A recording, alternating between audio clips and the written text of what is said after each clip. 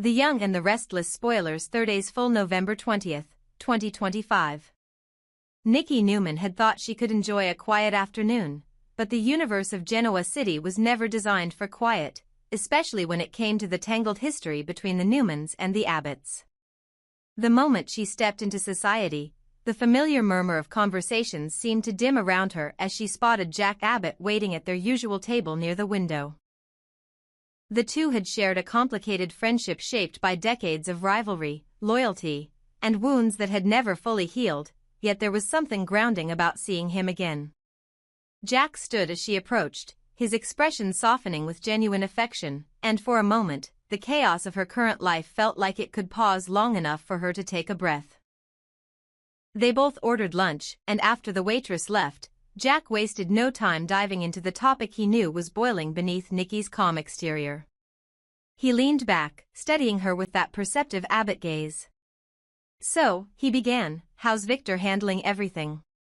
Or should I ask how you're handling him?" Nikki let out a dry laugh, swirling the sparkling water in her glass before meeting Jack's eyes.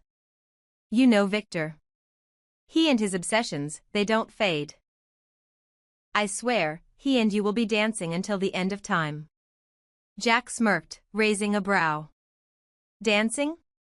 Nikki, come on. Victor and I don't dance. We duel with knives. Always have." The comment made Nikki laugh despite herself. She knew he wasn't wrong. Their conversation shifted, as it often did, to Diane Jenkins, an ever-present sore spot between them. Nikki's tone sharpened slightly, though her expression stayed politely curious. "And how is Diane these days? Still pretending to be reformed? Or has she shown her true colors again?" Jack's jaw tightened for just a second, a reflexive reaction that Nikki caught immediately. He hated when anyone questioned Diane's loyalty, even if they had every reason to. "She's doing fine," he said, a little stiffly. "Trying. Working hard. Being supportive." Nikki offered him a knowing smile, one that held sympathy and a touch of teasing. "I hope it stays that way. And don't worry. I'll do everything in my power to make sure Victor doesn't turn Jabot into his next battlefield." Jack exhaled, grateful but wary. With Victor Newman, guarantees were never guarantees. At another table across the room, Lily Winters was locked in a tense conversation of her own. She had invited Maddie to lunch expecting a civil discussion, but the moment Kane's name entered the air, the temperature at the table dropped several degrees. Maddie crossed her arms, defensive and exhausted, while Lily tried to remain composed. "He's trying, Maddie," Lily insisted quietly. "Your father is finally trying to become the man he used to be, the man we all believed he could be." But Maddie's bitterness had been building for years, carved by disappointments and betrayals she had swallowed too young. She shook her head, frustration simmering beneath her calm. "Trying doesn't mean succeeding, Mom. How many times have we heard him say he'd change?" As Lily continued speaking, Maddie drifted into her memories, overwhelmed by a montage of moments, Kane on his knees begging for forgiveness, promising he would repair everything he broke, confessing his guilt with a trembling voice she couldn't forget. It was a painful slideshow of a father she had loved, a father who had lost himself, and a father she wasn't sure she could ever fully trust again. Her breath tightened as she replayed his words, "I'll be better. I promise." For the first time, she wondered if those words had truly meant something or if they were just the melody he always sang when he needed another chance. When the memory faded, Maddie's eyes sharpened with reluctant resolve. If Kane was going to claim he had changed, then he needed to prove it, not with promises, not with apologies, but with actions. "It's time to show me you're serious, Kane," she muttered under her breath. She stood abruptly, surprising Lily with the sudden shift. "I need to go," Maddie said simply, grabbing her bag before Lily could protest.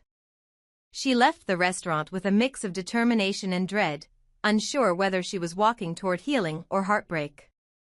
Meanwhile, across Genoa City, Nick Newman was on his way to confront Victor with news that would shift the ground beneath the Newman patriarch's feet. He drove with a heavy mind and a steady grip on the wheel, knowing that once he delivered this information, there would be no turning back.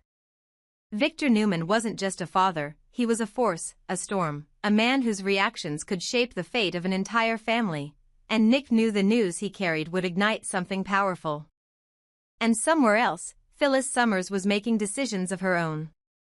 Restless, impulsive, wounded, and unpredictable, she had set her sights on Kane Ashby. Whether she was seeking comfort, chaos, or revenge against ghosts from her past, no one could predict. But one thing was clear, Phyllis was on the move again, and whenever she moved, someone in Genoa City ended up bleeding, emotionally, if not literally. The question now was whether Kane would fall into her orbit willingly or be dragged into a storm he never saw coming. Genoa City was shifting, aligning, preparing for new wars, some emotional, some strategic, some deeply personal. Nikki and Jack were trying to navigate old wounds. Lily and Maddie were confronting painful truths. Nick was on the edge of revealing a bombshell. And Phyllis was steering herself into dangerous territory once again. In true Y&R fashion, peace was nowhere in sight. Nick Newman stepped outside the restaurant, the sunlight harsh against his skin as he tried to steady his breath. His mind was spinning with too many pieces of a puzzle that didn't fit together, except for one horrifying truth. Noah was missing, and the longer they waited, the more dangerous the situation became. With shaking hands, Nick dialed the one person who needed to hear everything, the man who had spent his entire life fighting shadows like this. Victor answered on the first ring, sharp and commanding, as if prepared for war before any battle had even begun. But Nick's first words made Victor pause. "Dad." Noah signed himself out of the hospital. "He's gone." Victor's brows drew tight, his voice lowering into that tone that only surfaced when family was involved. "What do you mean gone?" "Noah is injured, he should be resting." Nick exhaled hard, pacing as he explained. "And that's not even the worst part. He's been having an affair with Sienna Bacall." The silence on the line grew heavy, the kind that only came when Victor was calculating the consequences of something explosive. "Noah is young," Victor finally said, trying to regain control. "He's strong. He can handle himself." But Nick's next sentence shattered that fragile reassurance. "Dad. Matt Clark is back." There was a heartbeat of disbelief, then Victor's voice dropped to a guttural whisper, equal parts rage and pure shock. "I thought that bastard was rotting in hell." Nick swallowed hard as he continued. "He's not dead. He's been using an alias, Mitch Bacall. And Noah got tangled up with Mitch's wife. Matt is coming after us. After you. After Sharon. And he's using Noah to get it done." The more Nick spoke, the clearer it became that this wasn't just revenge, this was personal annihilation. Victor's rage ignited, but beneath it was something far deeper, fear for his grandson. "What can I do?" Victor demanded, the general in him rising with lethal intent. Nick didn't hesitate. "We need Michael Baldwin. Ask him to look into Detective Burrows. Something about Burrows doesn't feel right. He might be connected to Matt. We need answers fast." Victor agreed instantly. When the Newman family was under attack, he moved like a military commander, decisive and unforgiving. But this time, Nick felt the urgency pressing harder than ever. Because Matt Clark was not a man who left survivors. When the call ended, Nick barely had a moment to gather himself before he saw Sharon sprinting toward him, panic etched across her face. "Nick, have you heard anything? Do you know where he is?" Her voice cracked with fear, her entire body trembling. Nick placed a steadying hand on her shoulder. "We have to assume Matt has him," he said quietly. Sharon's breath hitched, tears mixing with terror as she clutched the front of his shirt. No, Nick, not Matt. Please tell me," but Nick shook his head. "I've already arranged to meet Detective Burrows. Something isn't right with him. I need answers." Sharon insisted she was coming with him, But Nick stepped back, his voice firm and protective. Sharon, I need to do this alone. If Matt is involved, if Burroughs is connected, I can't risk you being caught in the middle. I have to handle this myself. Sharon didn't like it, but she knew that look in Nick's eyes. The look Victor used to have. The look a parent gets when their child is in danger. Meanwhile, far from the chaos unfolding, a different storm was brewing at the ranch. Lily Winters arrived, her expression open and grateful as she approached Victor outside the main house.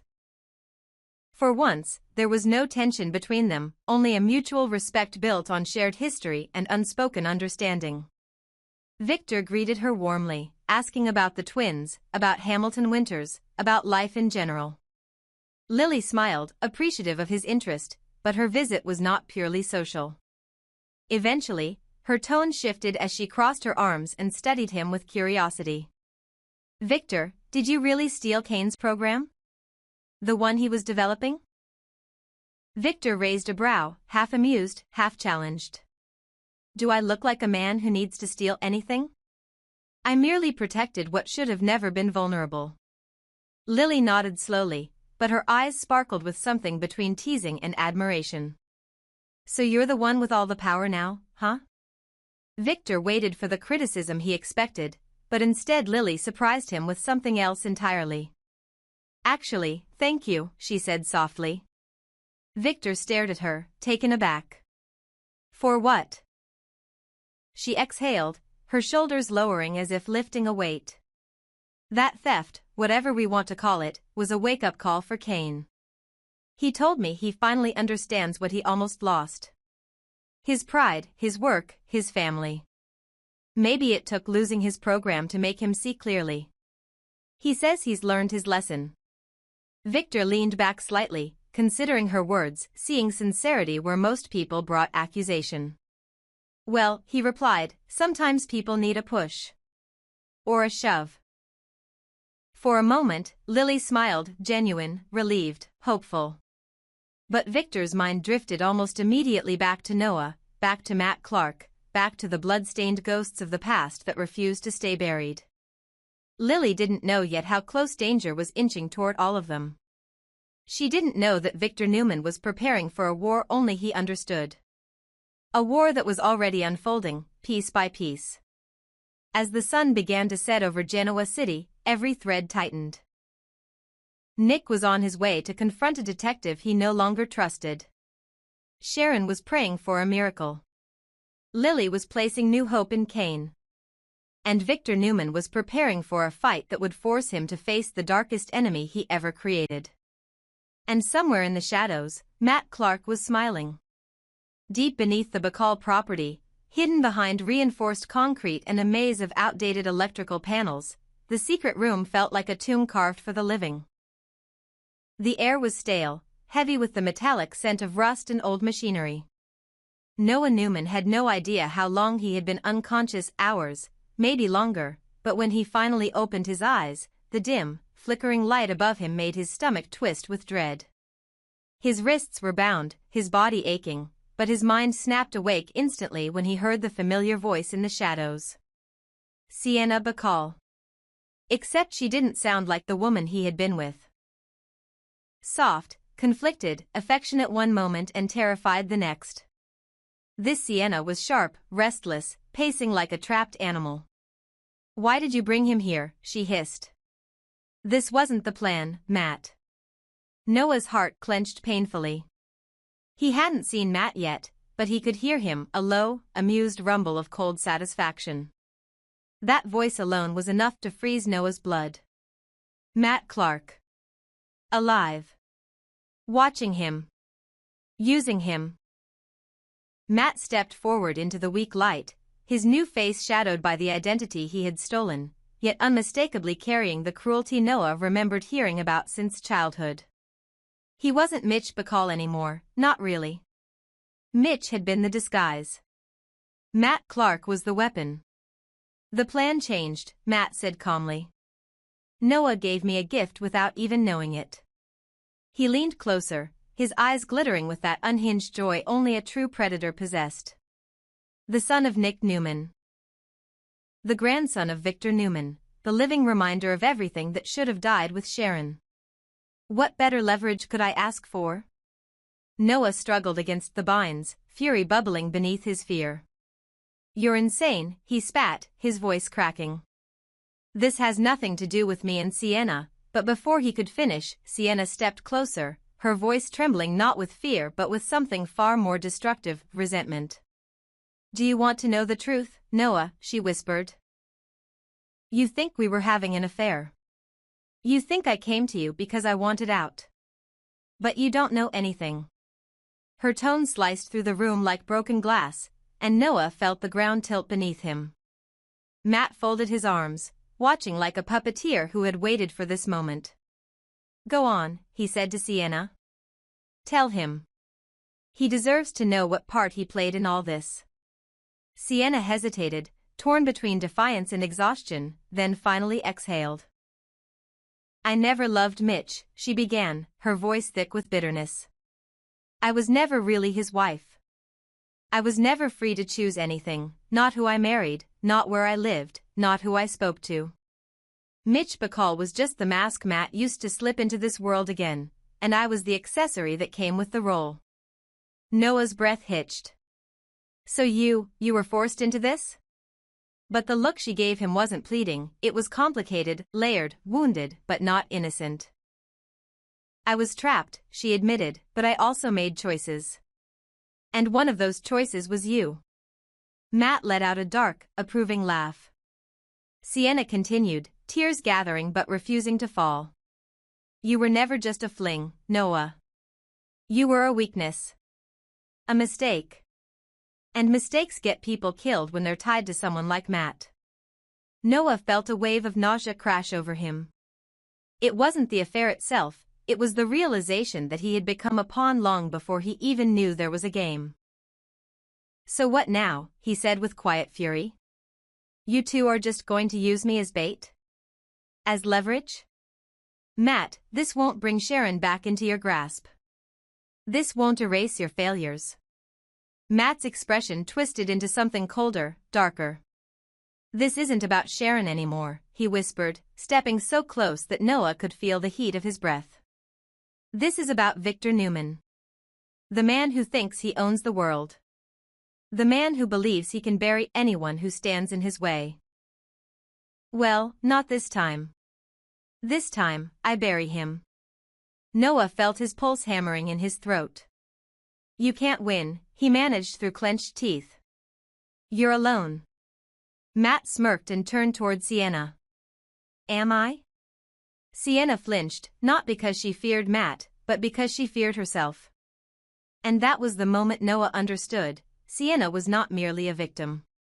She was a survivor who had made compromises to stay alive, even if those compromises had turned her into something she no longer recognized. She had played both sides, clung to Matt for protection, clung to Noah for hope, and now everything was unraveling. Matt moved to the far corner of the room where a metal cabinet stood half-rusted but still armed with secrets. He unlocked it slowly, deliberately, revealing stacks of files, photographs, burner phones, and something that made Noah's stomach drop, surveillance photos of Sharon, Nick, Victor, and even Faith. This wasn't random revenge. This was a blueprint. A strategy. A complete roadmap of destruction. You see, Noah, Matt said, lifting one of the photos, you weren't the target. You were the doorway. He tossed the photo at Noah's feet, Noah and Sienna together outside a hotel. And you opened it beautifully. Then the room shifted. Sienna stepped forward, grabbing Matt's arm. You've taken this too far, she hissed. You said no one would get hurt, but Matt pushed her back, his voice dropping to a deadly whisper. Plans evolve. Noah felt ice crawl up his spine. Because he knew now, he wasn't just leverage. He was the centerpiece of Matt's entire attack. Using Noah, Matt could break Sharon emotionally, provoke Nick into desperation, and lure Victor into a trap far more dangerous than any physical confrontation. And Sienna, she was trapped in the middle, torn between two men who represented two different kinds of danger, Matt's darkness, and Noah's truth. Noah lifted his head, his voice low but steady. "If you think my family won't find me, you're wrong." Matt smiled with chilling confidence. "Oh, I hope they do. That's exactly what I'm counting on." The truth in the secret room was clear. Noah was bait. Sienna was the unwilling accomplice. And Matt Clark was not done destroying the Newman family, he was just getting started.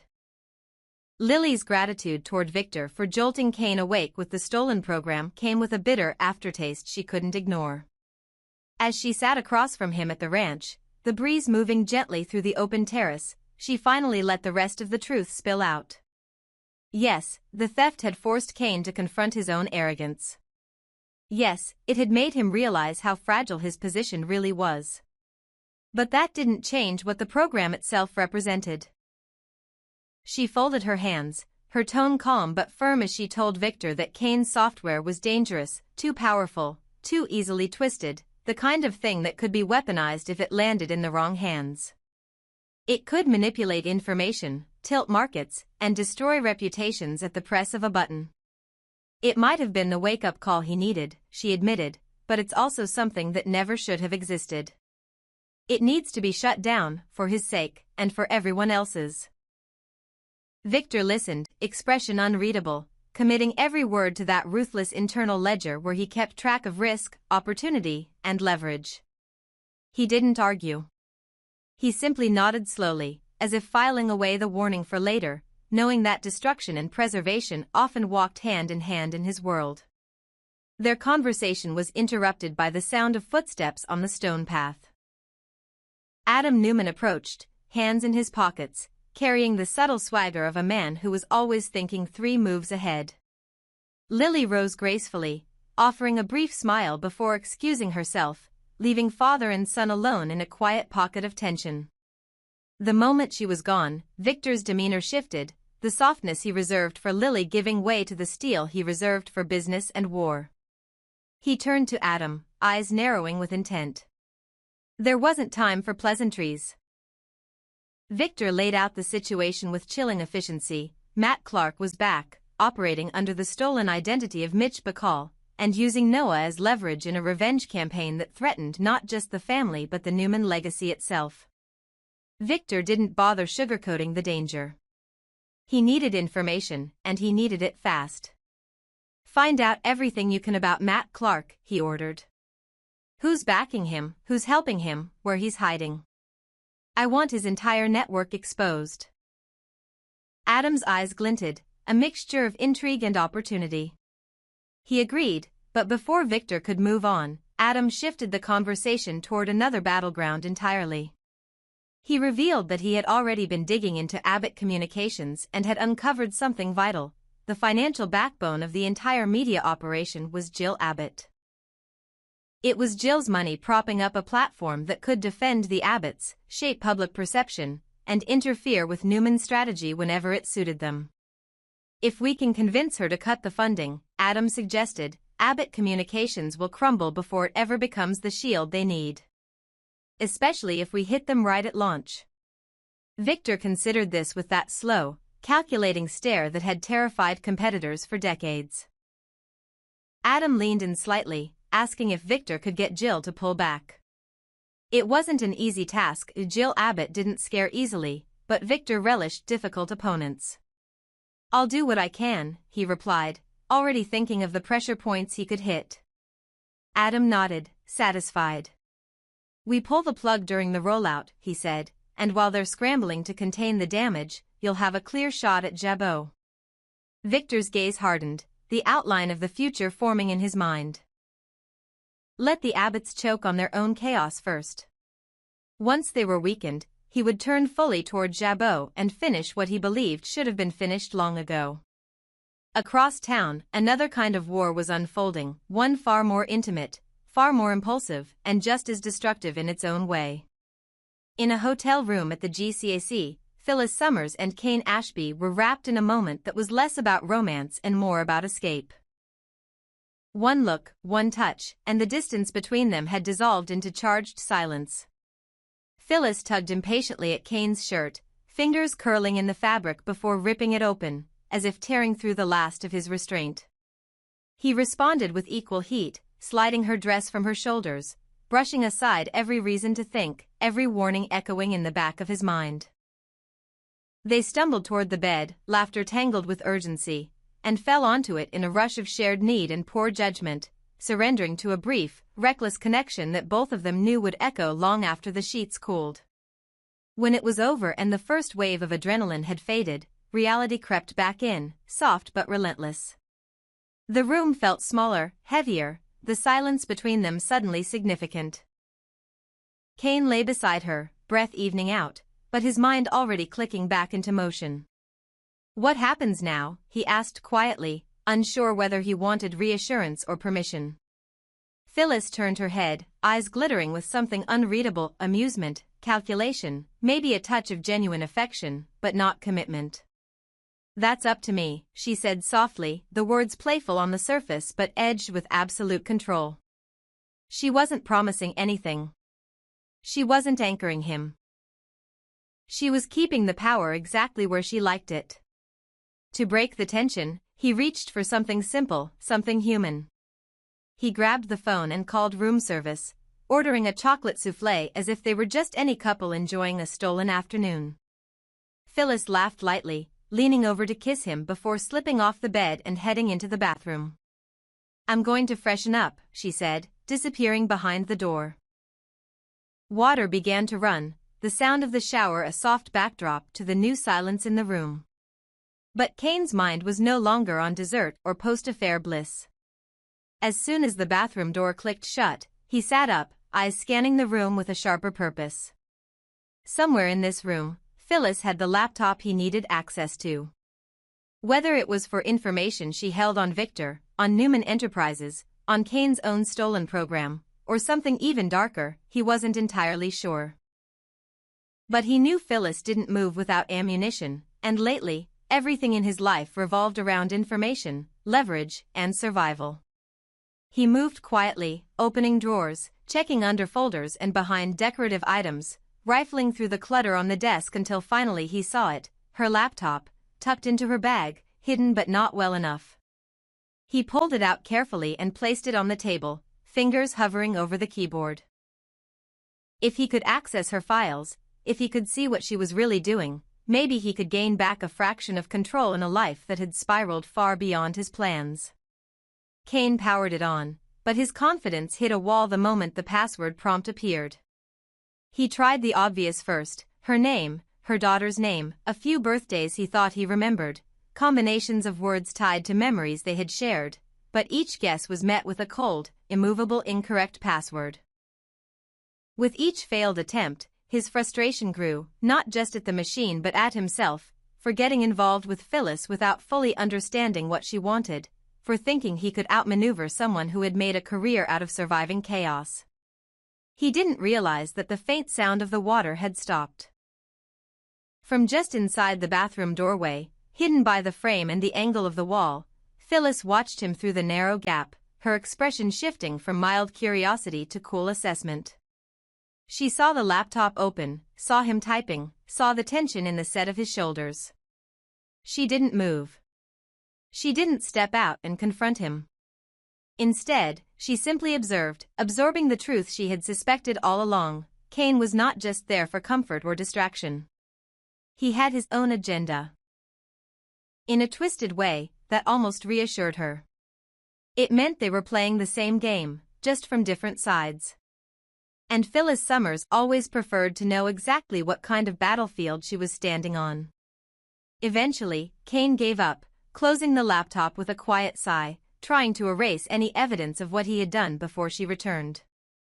He was back on the bed, feigning relaxation by the time she stepped out, hair damp, robe tied casually around her waist. She didn't mention the laptop. She didn't ask what he had been doing. For now, she let the secret sit between them like a loaded gun on a polished table, visible to her, invisible to him.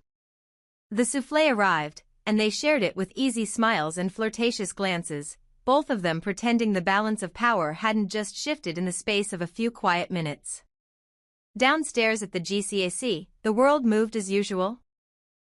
People arriving for meetings, couples checking in, business being conducted in murmured conversations and clinking glasses. Lily Winters walked through the revolving door, her heart lighter than it had been in a long time. She had been replaying her earlier conversation with Victor, convincing herself that maybe, just maybe, Kane was finally ready to change. She wanted to believe that the program being stolen, the scare it had given him, and the consequences he had faced had all combined into something good, a new beginning, a healed version of the man she had loved and lost. She was halfway across the lobby when she heard laughter drifting down from the staircase. Familiar laughter. Intimate. She turned instinctively, and the sight that met her froze her in place. Kane and Phyllis were descending the stairs side by side, their hands loosely entwined, bodies leaned just a little too close together, the easy chemistry between them impossible to misinterpret. They were mid-giggle, sharing some private joke, faces warm with the afterglow of something more than conversation. And then they saw her. Time seemed to splinter in that instant. Kane's smile died first, disbelief flickering across his face as he registered the look in Lily's eyes. Hurt, betrayal, and a crushing exhaustion that said she was too tired to be surprised. Phyllis's expression shifted too, but in a subtler way, a brief tightening of the mouth, a quick adjustment of posture, as if she were bracing for impact but not ashamed of the blow she had delivered. Lily stood at the entrance like a ghost who had walked into her own life and found someone else living it. Every word she had said earlier about Kane learning his lesson, about him wanting to be the man he once was, echoed in her mind and then crumbled like dust. Whatever wake-up call Victor's theft had given him, this was the answer. This was the choice he'd made after being given one last chance. For a long moment, no one moved. No one spoke. The lobby noise faded into a distant hum as Lily's eyes moved from Kane's hand and Phyllis's to the undone top button of his shirt, to the easy, practiced way Phyllis tilted her body toward his. It told her everything. There was no explanation that could make this acceptable. No excuse that could erase the image now burned into her memory. This wasn't a mistake. This was a decision. And it was one she hadn't been invited into. Finally, Lily drew in a slow, shaky breath, straightened her shoulders, and stepped back from the threshold. She didn't scream. She didn't cry. The pain was too deep and too old for that. It was the kind of wound that simply settled into the bones, familiar in its cruelty. Without a word, she turned and walked away, leaving Kane and Phyllis at the top of the stairs, trapped in the fallout of a moment that had seemed so thrilling behind closed doors and so catastrophic under the clear lights of reality. As the door closed behind Lily, one question hung in the air like smoke. Had Kane just destroyed the last chance he would ever have with her? In Genoa City, people came back from affairs, from betrayals, even from death. But sometimes, there were moments that drew a line too sharp to step over. And as the evening deepened, it was becoming painfully clear that Kane Ashby might have just crossed his.